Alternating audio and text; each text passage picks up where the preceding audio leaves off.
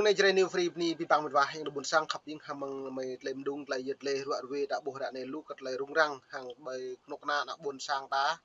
lúc này yuan chừng thấy mà mang lỡ plu năm nhiều phát cái đi cái nào buồn sang một nhà đầy gara tôi có mấy màu mực màu tua cho nhiều phát cái đi nhiều tươm cái so cỡ lại nhiều lại hết pa nhiều lại nhiều lại phát cái đi tươm bình này lại chỉnh nhiều dập nuôi không bố nó rất là tìm nuôi không bộ này hiếm bạ tập mình trong đấy buồn sáng nó ta lằng như giàu trong bàn luận tội Viện Kiểm soát Nhân dân đề nghị hội đồng xét xử như giàu tuyên phạt với mức án cao nhất là tử hình đối với hai bị cáo là Isonia và Hawin Eban về tội khủng bố, đề nghị tuyên phạt với mức án chung thân đối với 11 người. Nó như lệ các bị cáo còn lại bị đề nghị tuyên phạt mức án từ 12 năm đến từ 20 năm tù chung thân và các tội khủng bố nghiêm khắc rồi trong chính quyền nhân dân,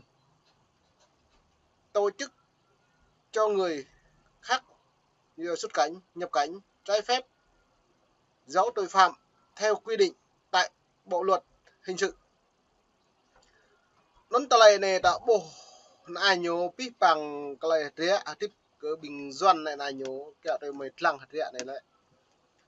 nhiều bộ màu tồn tại sam tàn là thậm chí bình doan tôi nhớ bình luận mất cái tờ này dòng đấy mày một thế mày giám sát thông tin chặt chẽ cái này cái nhớ lệ cái tờ này nuôi buồn sang đầy gà tờ lại hàng cái này bù màu từng tự đâm đơn hàng lại phiền năm người ô dưa kết lại cái nhu nhắc cái ta đã buồn sang cái đàm xế nần nên ta là dưa am ta đã bổ này là hiếm bạn ta bố chương trình hội luận này bình luận như họp rằng tại nhập phố Hà Nội đi khá sát bởi vì nó ảnh hưởng tới đây nguyên nhân thắng hẹp vào về thượng ở vùng Tây Nguyên và đặc biệt là những người mà đang gánh nặng ở Thái Lan thì nó có những cái điểm sau đây. Thứ nhất đó, là có cái sự ép cung mà chúng tôi biết rõ họ dùng những biện pháp tra tấn. Đã có nhiều người trong số 100 người mà bị nêu tên rất có thể là họ vô tội nhưng họ bị ép là phải nhận tội.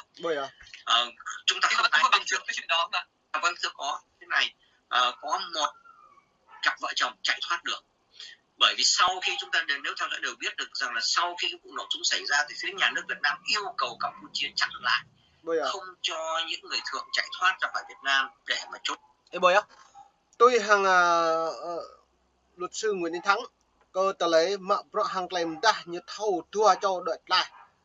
chính mang non satu cho lấy việc mạ nhiều trên sắc một lấy số ta bộ xăm mà nhớ ép công đánh đập ra tấn lùm tả hàng chính dập vị trí sẽ cho mồm nữa một lấy số nó lại tung clum con này dọn hiếm pa lại nó mày bread mỗi cật lại phải nhập Nguyễn Đình Thắng đây gì này mà trốn tránh thì nhưng mà may mắn có một cặp vợ chồng đã chạy thoát được và chúng tôi đã lập hồ sơ, đã phỏng vấn rất kỹ lưỡng và nó như thế này, tức là cái người này tự vì mặc cái quần áo giản dị thì bị bắt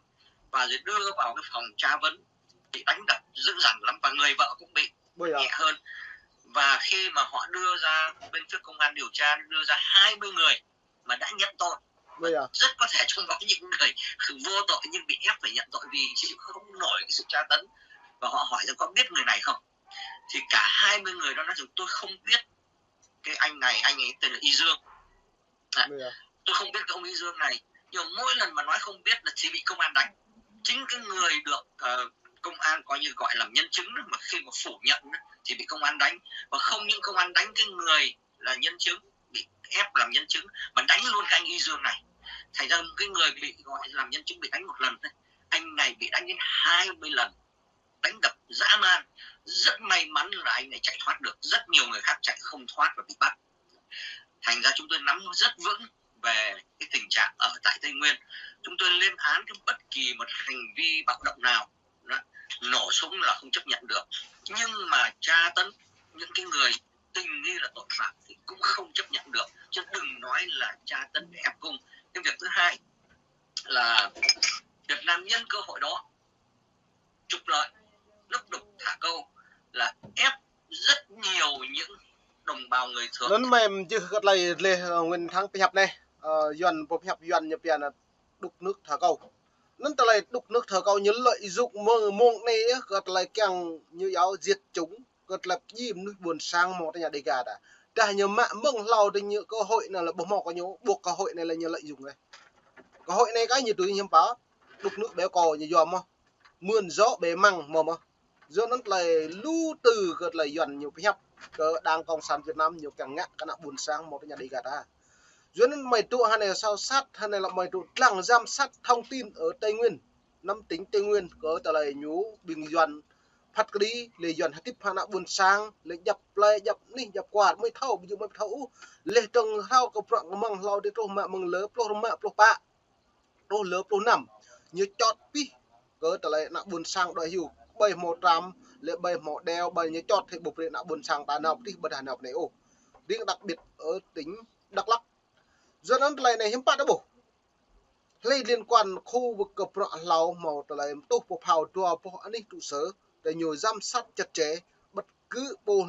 lấy được bất cứ bằng lệ một thay này độ một thay lực lệ Việt Nam bất cứ nuôi một Campuchia lào đại 2001 giám sát vì hiện này do đó lại này hiếm bắt đó bố cái này này lại chính cộng sản Việt Nam mong nghe như càng gì tôi em mượn lại nguyên nhân thăng lễ màu chùa cho ông mộ của tùy lại nó ép cùng màu chùa tu chỗ tay càng thâu lại dương này xong một cự một thâu buộc tay nó thậm chí chùa ông mộ này rất dần bè rất may mắn tùy lại lê trong nguyên văn phòng nguyên thắng phong vấn được lê trong tùy lại rồi về pi bằng cái tờ lại tu cái lại này do nên mong này mày phân tích xem lăng mở đứng lại học nguyên thắng lại lên này theo đạo Tin Lành mà họ có những cái điểm nhóm Tin Lành độc lập của họ bắt buộc rằng là phải rời bỏ điểm nhóm, phải xóa sổ cái điểm nhóm và tham gia vào cái Hội Thánh Tin Lành Việt Nam miền Nam, nếu không thì sẽ bị bỏ tù về cái tội khủng bố. Thành ra có ít ra là có 12 cái điểm nhóm đã mất rất nhiều tín đồ, thậm chí một cái điểm nhóm trực thuộc một cái hội thánh khác. Ok do nên ebo cái lại giật lên nguyên thang nhật học lạ vật cái mày po mà cái mày bu mà cái lại này hiếm bắt đó bổ riêng ngầm nuôi lần cha tập ngừa ta hạt này phục bột cái lại bộ mút cả lấy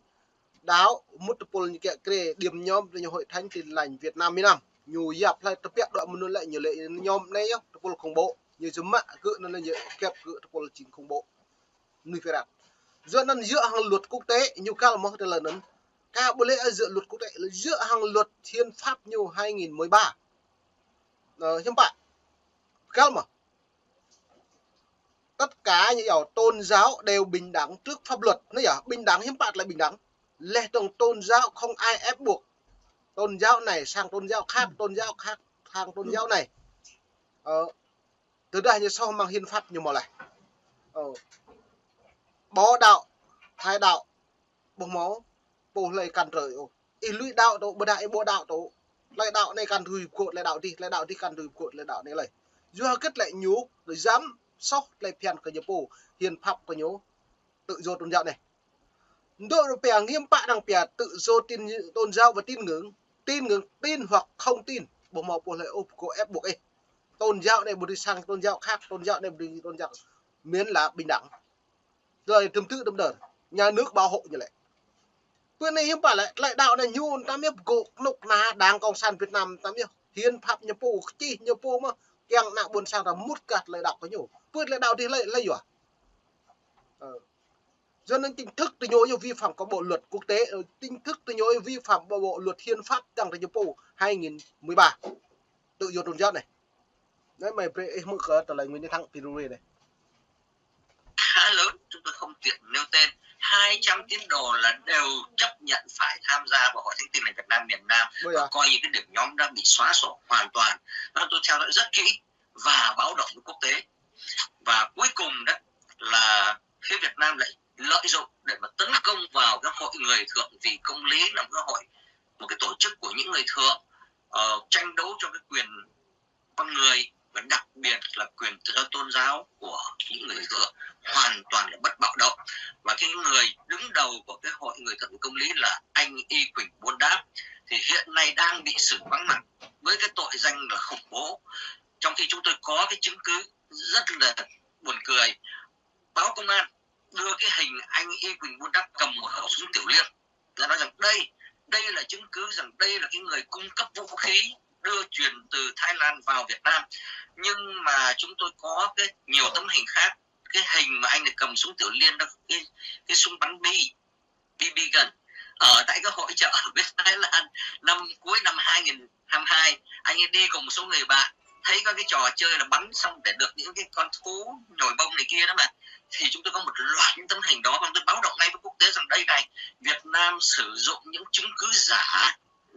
Họ biết rất rõ rằng đây là một cái khẩu súng bắn bi mà thôi, mà lại dùng cái đó để cáo buộc rằng cái tổ chức hội người thượng vì công lý đã là cái nơi Ini và sang em mượn lên gọi là nguyên thắng cáo buộc Đảng Cộng sản Việt Nam ép buộc dòng tây buôn sang đã Y Quỳnh Buôn Đáp lệ nuôi khủng bố lệ tầng phao lệ bây giờ phao cái phao là bị đuối sam hiếm bạ Cộng sản Việt Nam rất lệ ngu dốt đưa lên hình đó, đưa quốc tế xem, nói những người hiện tại sống ở Thái Lan để khủng bố, để chuyến súng ở Thái Lan sang Việt Nam để khủng bố. Sam lại non tôi đã bổ hiếm bại chứ mà. Sam đang bắc bổ pít cực lệ phiên của nhiều ngạ, lệ đồng pít bằng pro đang bổ vạch mặt trận, vạch bộ mặt sự thật cứ lại Đảng Cộng sản Việt Nam lừa dối kể cả quốc tế, kể cả cộng đồng người dân bản địa. Non lại này mềm chứ là nhiệt lệ ni cái bằng một vài buồn sang khắp những xem cho lăng lại chơi new free club free mong mềm luôn đây. Ni